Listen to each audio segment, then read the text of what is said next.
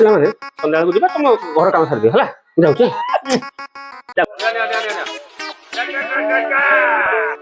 କାଲି ଯାଇଥିଲୁ ଆଜି ଗୋଟେ ଧଡ଼ ଦଉ ହଁ ଧଡ଼ ଦଉ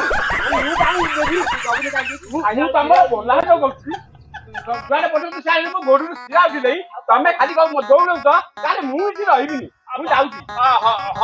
ତୁ ବସିଲୁ ମୁଁ ଯାଉଛି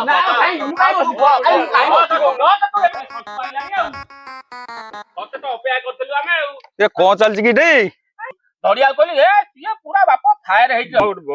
ସିଏ ତ ଚିଡି ଯାଉଛି ଉଠି ପଳେଇବ ବୋଲି ତୁ ତ କହୁଛୁ କାଲିକି ପଳେଇବ ବୋଲି ଆଉ ଗୋଟେ ଆଜି ଭାଗରେ ଚାପୁଡାଟେ ଦେଲୁ ଗୋଟେ ଚାପୁଡାଟେ ଦେ ଚାପୁଡା ଦେ ନା ମୁଁ କାହିଁକି ଦେବି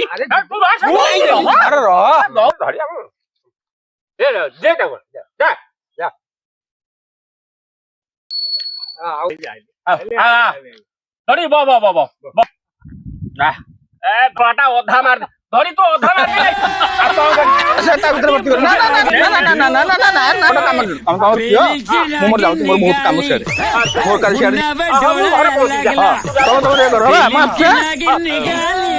ପଳେଇଲା ବାବୁଲା ସେ ପିଲାଟା ଭାରି ଭଲ ପିଲା ଜିଲ୍ଲା ପିଲା ମୁଁ ଜାଣି ସେ ଭଲ ପିଲାଟା ତୁ ଆଗକୁ ତାକୁ ଇଏ କରିଦେଇ ସେ ଭଲ ପିଲାଟା ଯିଏ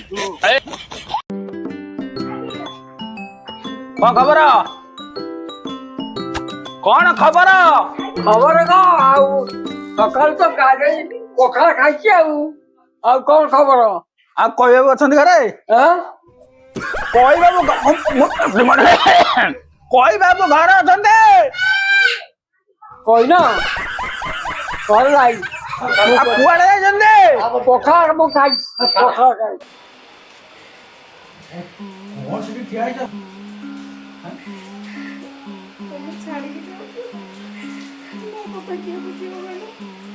ମୁଁ 2 ମାସ ପରେ ଆସିବି ତମେ ବ୍ୟସ୍ତ ହବାର ନାହିଁ ମୁଁ କହିଦେଇଛୁ ତୁ ଆଣିଲା ଭଲ ମନ୍ଦ ସବୁ ପରିବା ପତ୍ର ଆଣିବ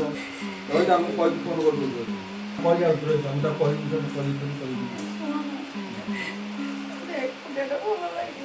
ଆରେ ହଁ ମୁଁ 3 ମାସ ପାଇଁ ଯାଉଛି 3 ମାସ ପୁଣି ଆସିବି କଣ ବ୍ୟସ୍ତ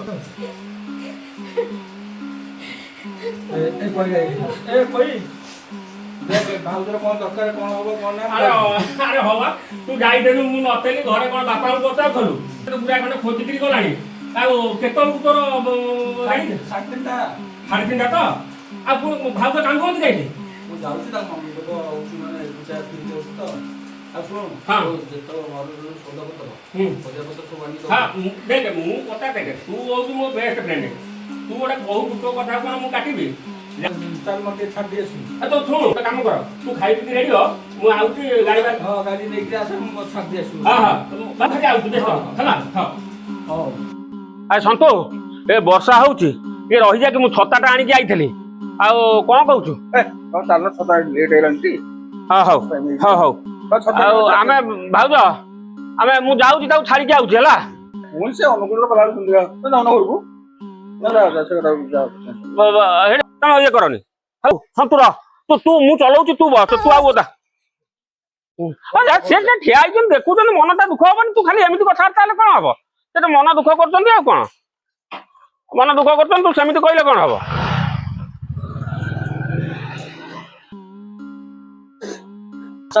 ସବୁ ଜିନିଷ ହବ ଆଉ ଚାଷ ବାସ ହେଲେ ସବୁ ଜିନିଷ ହବ ହେଲା ବର୍ଷା ହବ ଚାଷ ହବ ସବୁ ହବ ଆରେ ଭିତରେ ପଶିଗଲେ ହଁ ରେ ଆରେ ଚାନ୍ସ ଟା ମାରିନେଲା ଆଉ ଚାନ୍ସ ଟା ମାରିନେଲା ମହୁ ଖାଇବା ଲୋକ ମହୁ ଖାଇଦେଲା ତୁ କଣ କରିବୁ ଆଉ ବ୍ୟସ୍ତ ହନା ସବୁଦିନ ସମାନ ନୁହଁ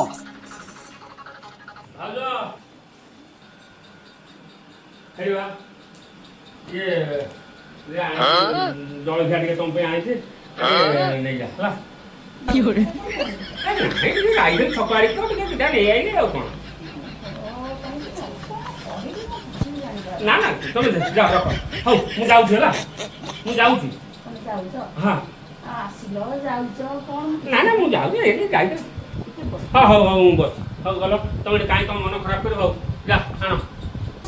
ଜଲ୍ଦି ଆସ ବୁଝିଲ ତମ ଗୋଟେ ମୁଁ କଥା ଭାଙ୍ଗି ଦେବା ମୁଁ ତମ ଅଳପ ଟିକେ ତମେ ଜାଣିଛ ମୋର ବିପି ବଢିକି ଆଗ୍ରାନ୍ତ ତମ କଥା କହିଲି ତମେ ଏମିତି ଗୋଟେ ହେଇଯାଉଛ ଖାଲି ଫୁଲୁଛ ଯାହା ବେଲେ ତମ ହାତ ଭାରି ବଢିଆ ମୁଁ ଯାହା ମନା କରୁଥିଲି ଛକୁ ଯାଇ ମୁଁ ଯାଉଛି ହେଲା ହଁ ଏବା ସେ ପଳେଇଲେଣି ପା ଦେଖୁନୁ ହଁ ମୁଁ ଯାଉଛି ରହ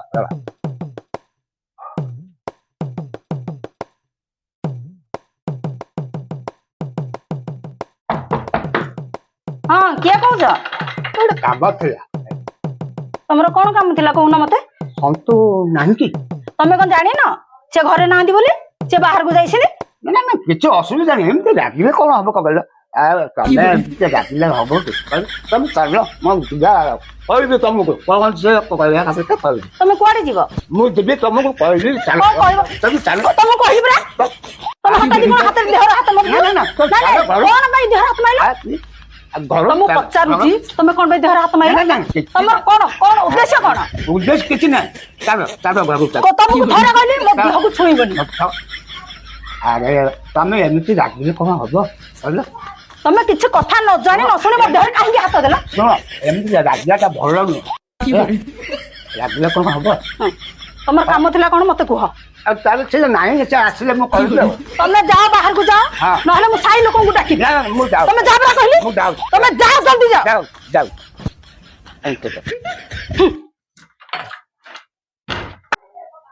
କଣ ହେଲା ଆଉ ତୁ କହନା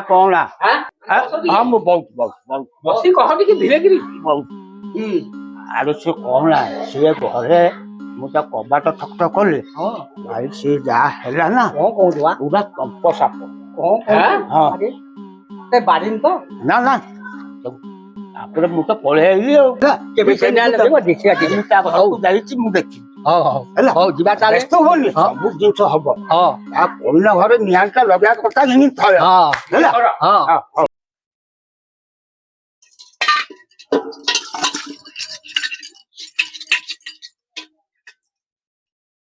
ଭାଉଜ କଣ ତମେ ଏଠି ଅଛ ମୁଁ ଯାଇ ସେପଟ ଆଡକୁ ଖୋଜିକି ଯାଇଲିଣି କଣ କହିବ ଯେ ଆରେ କାଲି ଆମେ ସବୁ ସେଠି ବସିଥିଲୁ ଫିଷ୍ଟ କରି ଖାଉଥିଲୁ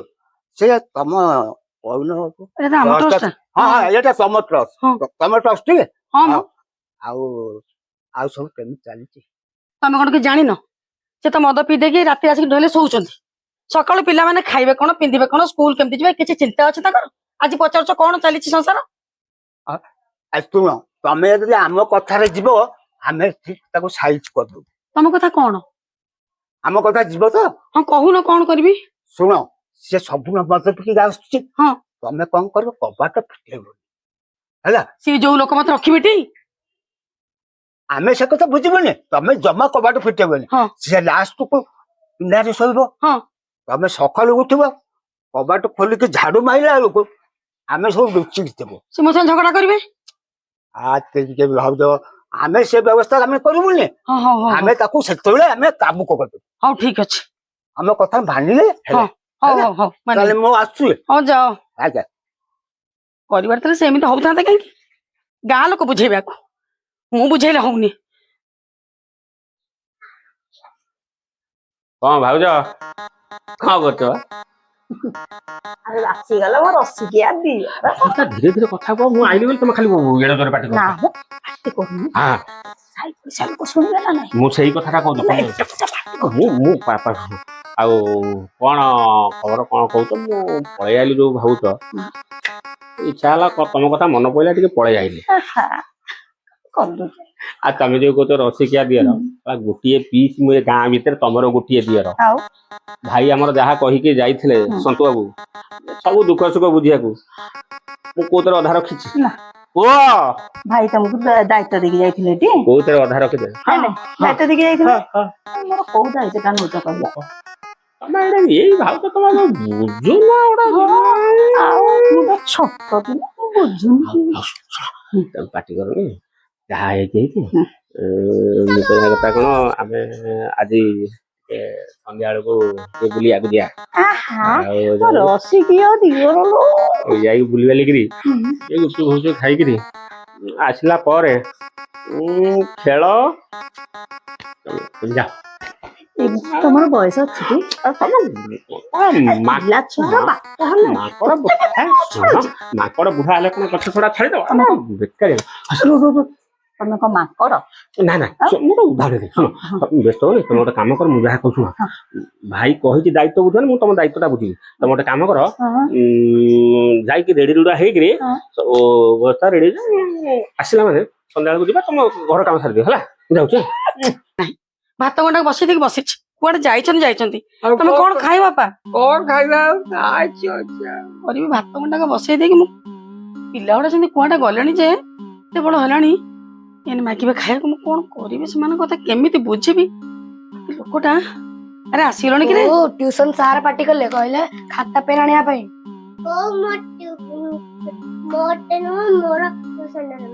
ହଉ ଦେବି ବାପା ତ କିଛି ବୁଝୁନାହାନ୍ତି। ହଁ ସମସ୍ତେ ସମସ୍ତଙ୍କ କଥା କହିଦେଲ ଏବେ ମୁଁ କଣ କରିବି କୋଉଠୁ ଟଙ୍କା ପଇସା ଆଣିବି ତମ ପାଇଁ ସବୁ ଜିନିଷ ଯୋଗେଇବି କେଜାଣି ଲୋକଟା ଶୁଣ କଥା କହିଦଉଛି ଆଜି ବାପା ଆସିଲା ତାଙ୍କୁ ସବୁ କଥା କହିବ। पापा पार्टी करियो बा ସେ କଥା ମୁଁ ବୁଝିବି ଯାହାର ଯାହା ନାହିଁ ବାପାଙ୍କୁ କହିବ ମୁଁ ଆଉ ତମକୁ ଦେଇପାରିବିନି ଚାଲ।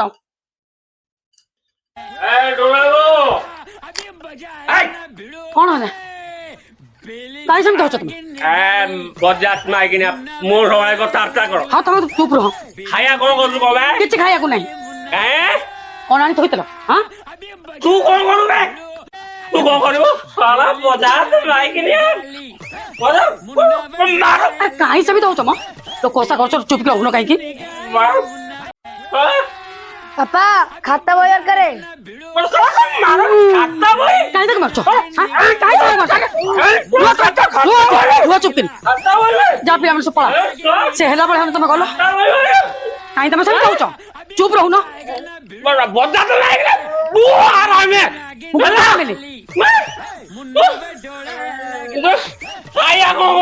ଆରେ କଣ ଥୋଇଥିଲା ମୁଁ କରିବି ତମ ପାଇଁ ମୋ ଖାଇବାକୁ ଖାଇବାକୁ ଦଉନ ଆରେ ମୁଁ କଣ ଦେବି ତମେ ସ୍ୱାମୀଟି ଠିକ ଅଛି ମୁଁ ବାହାରେ ଖାଇବା ଆଜି ମୁଁ ଯାଉନି ହଁ ଯା ଖାଇବ ଯା ଭାରି ଦେଉଛନ୍ତି ଖାଇବାକୁ ପିଲାମାନଙ୍କ କଥା ବୁଝାବୁଝି କିଛି ନାହିଁ ବାହାରେ ଠିକ ତମ ଭାଗ୍ୟ ମାଇକିନା ଟା କବାଟ ଖୋଲୁଛି ଖୋଲୁଛି କେତେବେଳେ ଖୋଲୁ ମୁଁ ଜଗିକି ବଇଛି ମାରିଛି ତା ଅଣ୍ଟା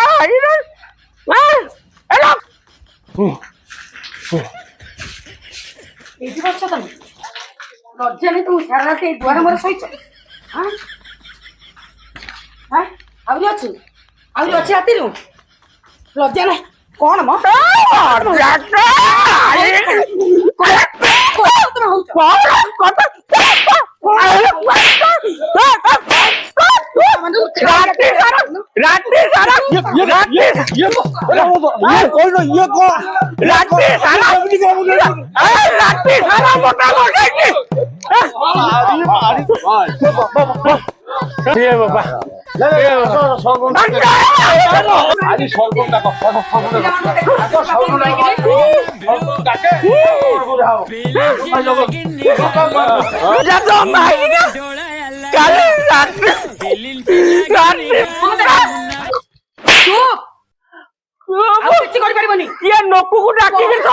ବହୁତ କଲ ଇଏ ଲୋକକୁ ଡାକି ଯାଉ ଯାତ୍ରା କରୁଛୁ କରିବ ତମେ ହଉ ଦେଖିବା ଆଜି କିଏ ଆସି ତ କିଏ କରିବ ପଦାର୍ଥ ଲାଗିନା ଦେଖି ଆଚ୍ଛା ହଁ ହଉ ଡାକେ କାହାକୁ ଡାକୁଛୁ ଡାକେ କିଏ ପରା କାହାକୁ ଡାକିବ କଣ ହେଲା ଆମର ଗାଁରେ ଏମିତି ଗଣ୍ଡଗୋଳ ହେଇଯାନ୍ତି ଆସିଲେ କହିନ ତା ସ୍ତ୍ରୀ ବାଡାବାଡି ହେଇକି ଅବସ୍ଥା ମାର ହେଇଯାନ୍ତି ଆସିଲେ ମିଆଁ କରିବା ସକାଳୁ ସକାଳୁ ଆଉ କଣ କରିବା ସେ ସକାଳୁ ମଦ ପିଇ ଦେଇ ବାଡ ତା ସ୍ତ୍ରୀ ଆସିଲେ ଦର୍ଶନା କରିସାରିଲେଣି ତମାନେ କେହି ନଥିଲ କଲେ କଣ ପୋଲିସ ଦଉଛୁ ଆପଣ ନଥିବେ ଆପଣଙ୍କ କଥା ଯାଇକି ଆମେ ଆସିଛୁ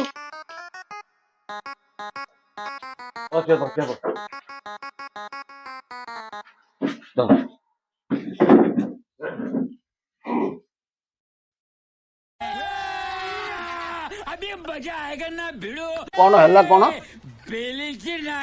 ନାଇଁ ଆଗରେ କୁଆଡେ ବୁଲି ରାତି 12-1 ଆସି କଥା କିଛି ବୁଝିଲା ଆସ ଉପରକୁ ଆସ ଉପରକୁ ଆସ। ଇଏ କଣ କହି କଥା କଣ? ବାବୁ ମୁଁ କେତେବେଳେ କଣ ଟିକେ ଟିକେ ସାଙ୍ଗସାଥି କରିଛି ତା ବେଲେ ଏ ଯୋଉ ବର୍ଷା ପବନ ହଉଛି ମୁଁ କାଲି ରାତିରୁ ଆସି କବାଟ ବାଡେଇ ଆକ୍ରାନ୍ତେ ତାପରେ ମୁଁ କହିଲା ମୋ ଛାତିକି ଗୋଟେ ଧକ୍କେ ମାଇଲା ପବନ ଯାଉଛି ପବନ ଖାଲି ଆଉ ଆଉ ସିଏ ମତେ କହିଲା ମୁଁ ଘୋଷାଡ଼ି ଆଣିଛି ଏତିକି ଆଗରେ କଥା କର ଆରେ ଲୋକ କହୁଛନ୍ତି ସିଏ ଦେଖିଛନ୍ତି ତୁ ବଡେଇଛୁ। ନା ମୁଁ ବେଶୀ କିଛି କରିନି ମୁଁ ଘୋଷାଡ଼ି ଆଣିଛି ଖାଲି ଟିକେ ନା ଥରେ ନୁହଁ ଆଜ୍ଞା ବହୁତ ଥର ଏମିତି କରୁଛି। ତାକୁ ପଚାରୁନ ମୁଁ କେତେବେଳେ ଆରେ ସିଏ କଣ କହିବ ତୁ କୋଉଠି ରୋଜଗାର କରିବାକୁ ଯାଇଥିଲୁ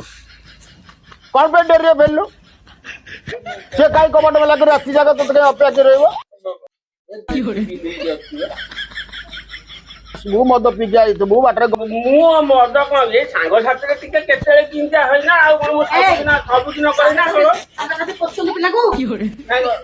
ପିଲା ଆଉ ତୁ କଣ ତ ସବୁଆଡେ ତ ବୋପାରୁ ସବୁ ସମ୍ଭାଳୁଛୁ ନା କଣ? ମୁଁ 400 ଟଙ୍କା ଦରମା ଆଇଲେ ତାକୁ 100 ଟଙ୍କା ଦଉଛି ମୁଁ 300 ଟଙ୍କାର ପିଉଛି ଆଉ କଣ ମୁଁ ଅଧିକା କରିଦେଲି ପିନ୍ଧିଲି ନା କଣ? 100 ଟଙ୍କାରେ 3 ଜଣ 4 ଜଣ ଯାକ ଚଳିବ। ଆଉ କଣ ମୁଁ 400 ଟଙ୍କାରୁ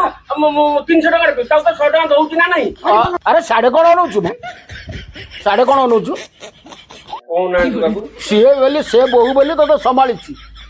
ସିଏ ହେଲେ କବାଟ ଫିଟେଇଲା ଆଉ କିଏ ହେଇଥିଲେ ବାନ୍ଧିକି ପୁଲିସ ଷ୍ଟେସନ ପଠେଇକି ଆଉ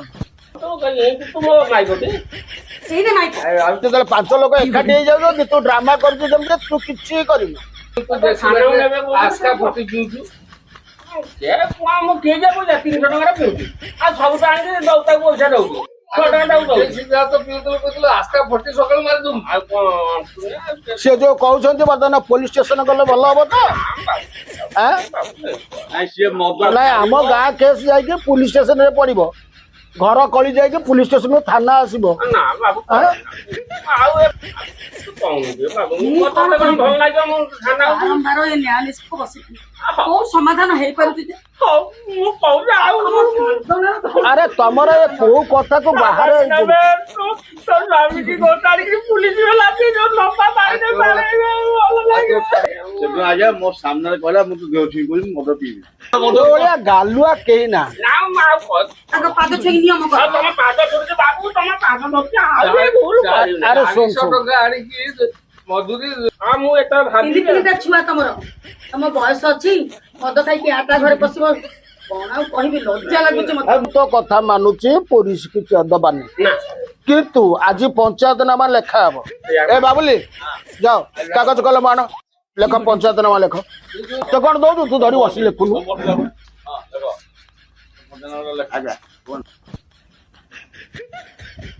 ମୁଁ ଶ୍ରୀ କୈଳାସ ସାହୁ ପିତା ଚୈତନ୍ୟ ସାହୁ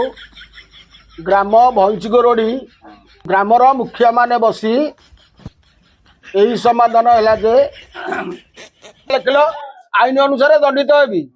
ଲେଖ ଏଠି ଲେଖ କୈଳାସ ସାହୁ ଦସ୍ତଖତ କର ଦସ୍ତଖତ କର। ପାଣି ଲଗା ଏଇନେ କହିବି ରାତିକି ଭୁଲି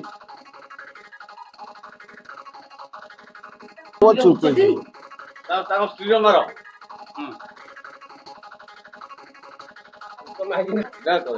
ତମେ ମାର ଏପଟେ ଏପଟେ ବାଁ ପଟେ ହଁ ଗୋଟେ ଆସ ସମସ୍ତେ ଗୋଟେ ଗୋଟେ ଦସ୍ତଖତ କର। ନାଟକ କରେଇଲି ଏଇ ସିଏ କଣ ନାଟକ କରେଇଲା? ନା ସିଏ ବରଂ ଗାଁର ଉପକାର କଲା। ଆଉ ତ କରିନା ଆଜ୍ଞା ବାବୁ ଭୁଲ କରୁଛି ନା ନା ତୁ ମତେ କହନା ଆଉ କଣ ଗାଁ ଲୋକଙ୍କୁ ସମସ୍ତଙ୍କୁ ଜୁହାର ଆଉ ମୁଁ ମଦ ପିଇବି ନାହିଁ ଯଦି ମଦ ପିଇବି ତାହେଲେ ଥାନାକୁ ଯିବି।